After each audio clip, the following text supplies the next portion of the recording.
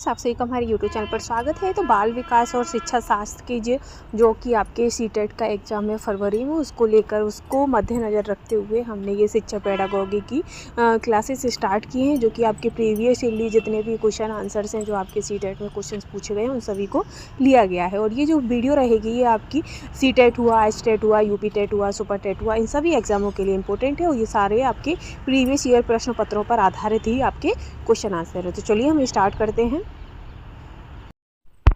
Sheldon ने शारीरिक गुणों के आधार पर व्यक्तित्व को किन भागों में बांटा है? तो गोलाकार व आयताकार, कोमल या गोलाकार, लंबाकार व कोमल। मनोविश्लेषणात्मक दृष्टिकोण के अंतर्गत आते हैं तो इदम, अहम और परा अहम। व्यक्तित्व समाज द्वारा मान्य तथा अमान्य गुणों का संगठन है। ये कथन किसका है? तो रेक्स का कथन है। भावुक व्यक्ति के व्यक्तित्व का गुण है तो इनकी क्रियाएं भावनाओं से संचालित होती हैं। न्यूमैन तथा स्टर्न ने व्यक्तित्व को किन भागों में वर्गीकृत किया है? तो विश्लेषणात्मक व संश्लेषणात्मक। जुंग ने अंतर्मुखी व्यक्तियों को किन रूपों में व्यक्त किया है? तो विचार प्रधान, भाव प्रधान, तर्क प्रधान, दिव्य दृष्टि प्रधान और विचार प्रधान व दिव्य दृष्टि प्रधान। जैविकी धारकों को किन भागों में बांटा जा सकता है? तो जैविकी धारकों को शरीर रचना व नाभिका विहीनी ग्रंथियों और शारीरिक रसायन में बांटा जा सकता है। व्यक्तित्व व्यक्ति के समस्त मनोवैज्ञानिक क्रियाओं में वह दशा का सम्मिलित रूप है। ये कथन तो लिंटन का है। भारत सरकार अधिनियम 1919 को एक और किस नाम से जाना जाता है? तो भारत सरकार अधिनियम को मॉन्टेग्यू चेम्सफोर्ड सुधार के नाम से भी जाना जाता है। भारतीय राष्ट्रीय कांग्रेस का जनक किसे कहा जाता है? तो भारतीय राष्ट्रीय कांग्रेस का जनक A.O. ह्यूम को कहा जाता है। गांधी जी से दक्षिण अफ्रीका में मिलने के लिए निम्नलिखित में से कौन गया था? तो गांधी जी से दक्षिण में मिलने के लिए गोपाल कृष्ण गोखले जी गए थे। भारत की संविधान सभा का संवैधानिक सलाहकार कौन है? तो भारत की संविधान सभा के संवैधानिक सलाहकार सर V.N. राव थे। स्वतंत्र भारत की लोकसभा का पहला अध्यक्ष कौन है? तो J.B. मावलंकर। नमक सत्याग्रह किस वर्ष हुआ था? तो नमक सत्याग्रह 1930 में हुआ था। कैबिनेट मिशन भारत में किस वर्ष आया था? तो कैबिनेट मिशन भारत में 1942 में आया था। गांधी को सविनय अवज्ञा की प्रेरणा किसकी रचनाओं से मिलती है? तो गांधी जी को सविनय अवज्ञा की जो प्रेरणा है वो हेनरी डेविड थ्योरी से मिलती है। बारदोली सत्याग्रह के बाद वल्लभ भाई पटेल को सरदार की पदवी किसने दी थी? तो बारदोली सत्याग्रह के बाद वल्लभ भाई पटेल को सरदार की पदवी महात्मा गांधी के द्वारा दी गई थी। सती प्रथा का उन्मूलन किया था? तो सती प्रथा का उन्मूलन विलियम बेंटिक ने किया था। मोमडन एंग्लो ओरिएंटल कॉलेज बाद में बना था तो अलीगढ़ मुस्लिम विश्वविद्यालय बना था। भारतीय राष्ट्रीय कांग्रेस में अपने किस अधिवेशन में पूर्ण स्वराज्य को अपना लक्ष्य घोषित किया था? तो लाहौर 1929 में अधिवेशन जो हुआ था लाहौर 1929, उसमें पूर्ण स्वराज्य को अपना लक्ष्य घोषित किया था। वायसराय द्वारा नियुक्त किए गए हंटर कमीशन ने निम्नलिखित में से किसके विषय में तहकीकात की थी? तो हंटर कमीशन ने जलियांवाला बाग त्रासदी की तहकीकात की थी। वह स्थान कौन सा है जहां से आचार्य विनोबा भावे ने 1940 में व्यक्तिगत सत्याग्रह शुरू किया था? तो महाराष्ट्र के पवनार स्थान से विनोबा भावे ने 1940 में व्यक्तिगत सत्याग्रह की शुरुआत की थी। निम्नलिखित में से वह प्रथम भारतीय व्यक्ति कौन था जिसे ब्रिटिश संसद के लिए चुना गया था? तो वो दादा भाई नौरोजी थे। निम्नलिखित में से किसके द्वारा बंगाल में स्तंभरारी बंदोबस्त या परमानेंट सेटलमेंट लागू किया गया था? तो लॉर्ड कॉर्नवालिस के द्वारा बंगाल में परमानेंट सेटलमेंट का लागू किया गया था। निम्नलिखित में से ब्रिटिश का वह गवर्नर जनरल कौन था जिसने भारत में डाक शुरू किया था? तो लॉर्ड डलहौजी थे जिन्होंने भारत में डाक की शुरुआत की थी। निम्नलिखित में से कौन सी सन में कलकत्ता और आगरा के बीच प्रथम टेलीग्राम लाइन खोली गई थी? तो 1953 में कलकत्ता और आगरा के बीच प्रथम टेलीग्राम लाइन खोली गई थी। भारतीय राष्ट्रीय कांग्रेस के निम्नलिखित में से किस अधिवेशन में पहली बार तिरंगा फहराया गया था? तो लाहौर कांग्रेस अधिवेशन 1929 में पहली बार तिरंगा लहराया गया था। मीना और रीना दो बहनें हैं। एक मीना हर पाठ को जल्दी सीख लेती है जबकि रीना उसे सीखने में ज़्यादा समय लेती है। यह विकास के सिद्धांत को दर्शाता है। तो ये व्यक्तिगत भिन्नता को दर्शाता है। मानव स्वतंत्र रूप से पैदा हुआ लेकिन सब तरह से जंजीरों से जकड़ा हुआ है। यह कथन किसका है? तो ये कथन जीन जैक्स रूसो का है, जिन्होंने कहा कि मानव स्वतंत्र रूप से पैदा हुआ लेकिन चारों तरफ से जंजीरों से जकड़ा हुआ है। किशोरावस्था शैशवावस्था की पुनरावृत्ति है। यह कथन किसका है? तो ये कथन जॉन्स का है। स्कैफोल्डिंग क्या है? तो स्कैफोल्डिंग ये आपका पाड़ या ढांचा या अस्थायी सहारा को कहा जाता है। निम्नलिखित में से शारीरिक गठन के अतिरिक्त सभी वातावरणीय कारक विकास को आकार देते हैं। मैस्लो सिद्धांत की उच्चतम आवश्यकता क्या है? तो आत्म सिद्धि मैस्लो की उच्चतम आवश्यकता है। बुद्धि लब्धांक सामान्यतः उच्च रूप से शैक्षिक निष्पादन से संबंधित है। उच्च रूप से एज ऑफ प्यूबर्टी कौन सी अवस्था को कहा जाता है? तो एज ऑफ प्यूबर्टी ये आपकी किशोरावस्था को कहा जाता है। विद्यालयों में शिक्षा की गुणवत्ता का सबसे महत्वपूर्ण सूचक क्या है? तो विद्यार्थी की निष्पत्ति स्तर जो है ये वो शिक्षा का सबसे अच्छा गुणवत्ता सबसे महत्वपूर्ण सूचक है। निम्नलिखित में से कौन सा सूक्ष्म गति कौशल का उदाहरण है? तो सूक्ष्म गति कौशल का उदाहरण होता है लिखना। इनमें से कौन सा सिद्धांतकार यह मत स्पष्ट करता है कि बच्चे अपनी बुद्धि और विकास हेतु कठोर अध्ययन करते हैं? तो मैस्लो ने कहा था कि जो बच्चे हैं वो अपनी बुद्धि और विकास हेतु कठोर अध्ययन करते हैं। देरी से बोलने वाला प्रत्युक्ति प्रवृत्ति एवं गैर संचार युक्त बच्चा निम्न में से किससे संबंधित है? तो ये आपका ऑटिज्म से संबंधित है।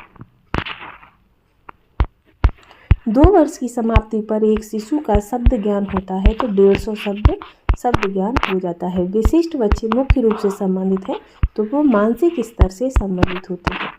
राज्य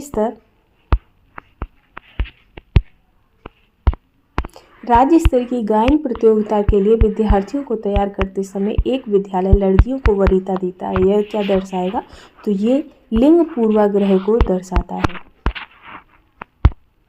कोहलबर्ग के अनुसार सही और गलत के बारे में बच्चे संदर्भ के अनुसार चिंतन करते हैं।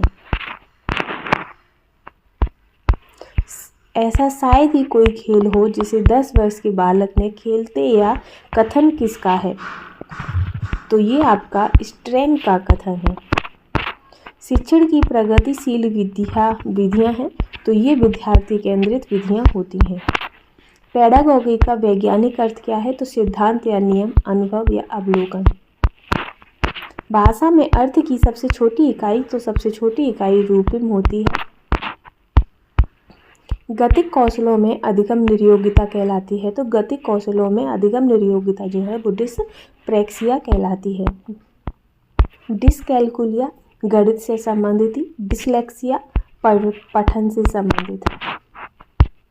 यदि एक बच्चे की मानसिक आयु 5 वर्ष तथा उसकी वास्तविक आयु 4 वर्ष है तो उसका बुद्धि लब्धांक कितना होगा? मानसिक आयु, वास्तविक आयु,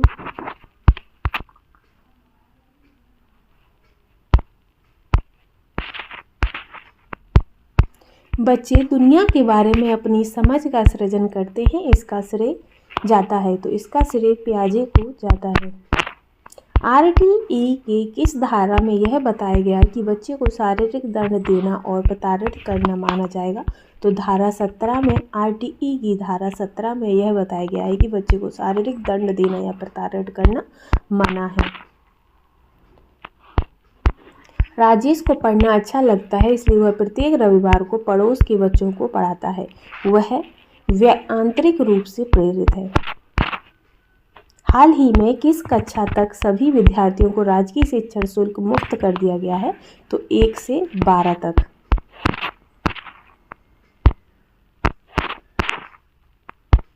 किस अधिनियम के अनुसार किस कक्षा तक के बालकों को रोका या निष्कासित नहीं किया जा सकता है? तो 8वीं तक के बच्चे जो होते हैं उन्हें रोका या निष्कासित नहीं किया जा सकता है। निःशुल्क एवं अनिवार्य शिक्षा की व्यवस्था करने की कल्पना किस प्रकार की शैक्षिक प्रशासन में की जाती है? तो ये बाह्य शैक्षिक प्रशासन में की जाती है। निःशुल्क एवं अनिवार्य शिक्षा अधिकार अधिनियम 2009 की प्राथमिक स्तर पर न्यूनतम कार्य दिवस कितने माने गए हैं? तो न्यूनतम कार्य दिवस 200 माने गए हैं। कक्षा 1 से 5 तक के लिए 200 बालकों के ऊपर छात्र शिक्षक अनुपात कितना होगा? तो 200 ऊपर के बालकों पर 60 शिक्षक और छात्र का अनुपात 40:1 रहेगा।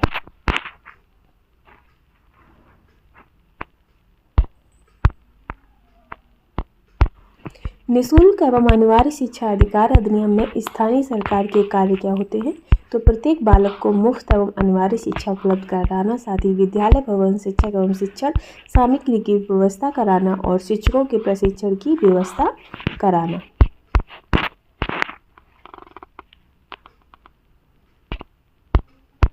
कक्षा 1 से 5 तक के 1 किलोमीटर तथा कक्षा 6 से 8 तक के लिए 3 किलोमीटर के दायरे में विद्यालय को किस रूप में कानून में परिभाषित किया गया है?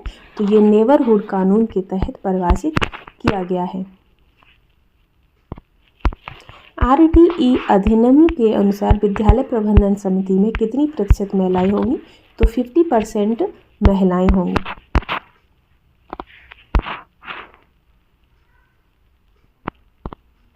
राजस्थान निःशुल्क एवं अनिवार्य बाल शिक्षा अधिकार अधिनियम 2010 के अनुसार प्राथमिक विद्यालय है, तो कक्षा 1 से 5 तक की शिक्षा देने वाले विद्यालय प्राथमिक विद्यालय कहलाते हैं।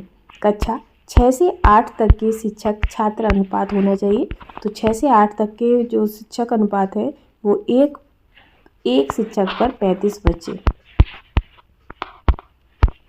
निःशुल्क एवं अनिवार्य शिक्षा अधिकार अधिनियम 2009 में एक अध्यापक के लिए कितने न्यूनतम घंटे निर्धारित किए गए हैं? तो एक अध्यापक के लिए 45 घंटे न्यूनतम निर्धारित किए गए हैं। निःशुल्क एवं अनिवार्य शिक्षा अधिकार अधिनियम 2009 के अंतर्गत प्रारंभिक शिक्षा से तात्पर्य, प्रारंभिक शिक्षा से तात्पर्य है कक्षा 1 से 8 तक की शिक्षा। निःशुल्क एवं अनिवार्य शिक्षा अधिकार अधिनियम 2009 के अनुसार 6 से 8 तक के शैक्षणिक वर्ष में निर्धारित कार्य दिवस, तो 6 से 8 तक के में 220 और 1 से 5 में 200।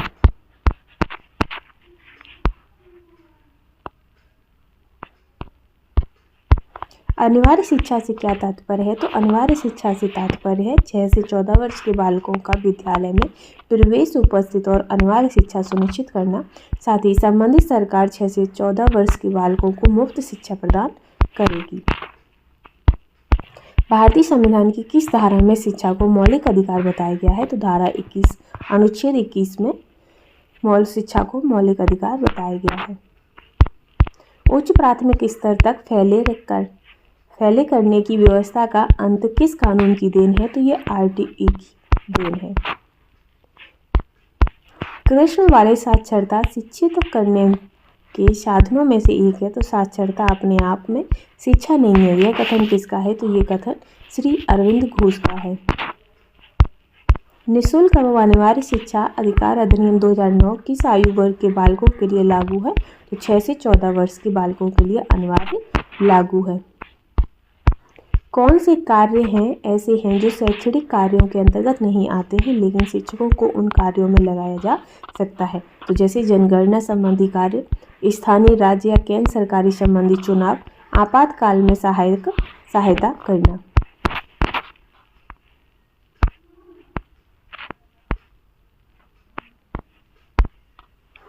संविधान के किस संशोधन द्वारा पूर्व में भी बालकों को अनिवार्य और निःशुल्क शिक्षा प्रदान किया जाना आवश्यक किया गया था? तो अनुच्छेद 86वां संविधान संशोधन 2002 के तहत पूर्व में भी बालकों को अनिवार्य एवं निःशुल्क शिक्षा प्रदान किया जाना आवश्यक किया गया था। भारतीय संविधान की धारा 45 में किस आयु तक के बालक बालिकाओं की शिक्षा निःशुल्क व अनिवार्य का निर्देश दिया गया है? तो 1 से 14 वर्ष तक के बालक। अधिनियम शिक्षक का कर्तव्य है, तो समय पर पाठ्यक्रम पूर्ण करवाएं। साथ ही शिक्षक विद्यालय में नियमित रूप से और समय पर उपस्थित रहें। अभिभावकों से नियमित मीटिंग करें और छात्रों की प्रगति से अवगत कराएं। निःशुल्क व अनिवार्य शिक्षा अधिकार अधिनियम 2009 के अनुसार 200 बालकों पर शिक्षकों की संख्या होगी तो 200 बालकों पर शिक्षकों की संख्या होगी 5। संसद के बजट सत्र के पहले दिन अधिनियम की घोषणा के समय राष्ट्रपति ने देश के शैक्षिक ढांचे में बुनियादी परिवर्तन को किन संबंधों पर आधारित बताया है? तो उत्कृष्टता, समावेशन और विस्तार पर आधारित बताया है। अनिवार्य शिक्षा के मार्ग में बाधा, तो शिक्षा महत्व की अज्ञानता, अपव्यय की समस्या, जन चेतन की कमी।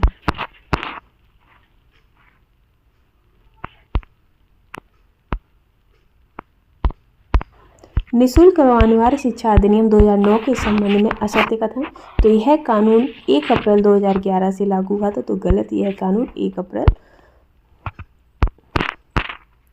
निःशुल्क व अनिवार्य शिक्षा अधिकार अधिनियम 2009 के अंतर्गत किसी भी अध्यापक को निम्न में से किस कार्य के लिए नहीं लगाया जा सकता है? तो पल्स पोलियो कार्यक्रम में नहीं लगाया जा सकता है। निःशुल्क व अनिवार्य शिक्षा अधिकार अधिनियम 2009 को लागू करना क्यों आवश्यक है? क्योंकि बालकों को दिए गए मूल अधिकार के अनुसार पूर्व था शिक्षा की संरचना उपलब्ध कराने हेतु आवश्यक था। कक्षा 1 से 5 तक के बच्चों के लिए कितनी दूरी की सीमा में एक विद्यालय स्थापित होना चाहिए? तो 1 किलोमीटर और 3 किलोमीटर 6 से 8 के लिए। निःशुल्क व अनिवार्य शिक्षा अधिकार अधिनियम 2009 में एक अध्यापक को निम्न में से किस दायित्व को पूरा करना होगा? तो उन्हें इन सभी को यानी कि संपूर्ण पाठ्यक्रम को निर्धारित समय पर पूर्ण कराना, साथ ही विद्यालय में नियमित रूप से समय पर उपस्थित होना और पाठ्यक्रम का संचालन पूरा करना।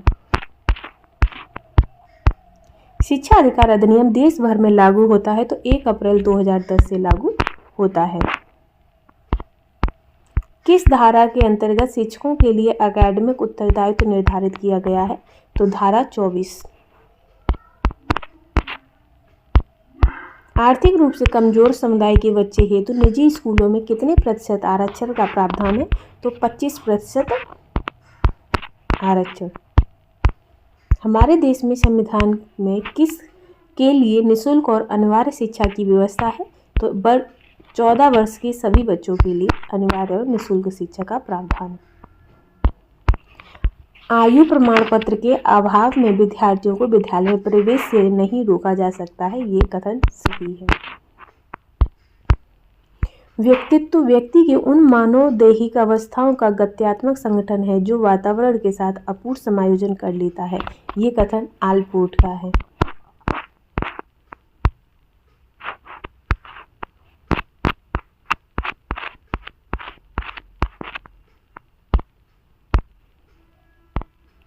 हर्मन रोसा परीक्षण का निर्माण कब हुआ था? तो हर्मन रोसा परीक्षण का निर्माण 1921 में हुआ था।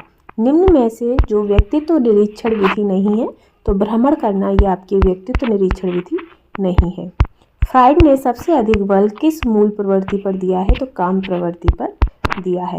अहम का विकास बालक के बाल्यकाल में ही हो जाता है, ये किसने कहा था? तो ये कथन फ्राइड का है। वर्तमान में सर्वोत्तम माना जाने वाला व्यक्तित्व का वर्गीकरण किसकी देन है? तो ये जुंग की देन है। TAT परीक्षण का निर्माण किसने किया था? तो मॉर्गन एवं मुरे ने किया है। व्यक्तित्व के निर्माण का सबसे महत्वपूर्ण साधन अनुकरण करना है। जुंग ने व्यक्तित्व का सिद्धांत दिया है, तो विश्लेषण सिद्धांत दिया है। बहिर्मुखी व्यक्तित्व की विशेषता, तो यह लोग अत्यंत सामाजिक होते हैं, आशावादी व क्रियाशील होते हैं और जल्द ही मित्र बना लेते हैं। व्यक्तित्व की संरचना के अंतर्गत गत्यात्मक तथा स्थलाकृति पक्ष का अध्ययन किस मनोवैज्ञानिक ने किया है? तो फ्राइड ने किया है। व्यक्तित्व आत्मज्ञान का ही दूसरा नाम है, तो दार्शनिक दृष्टिकोण।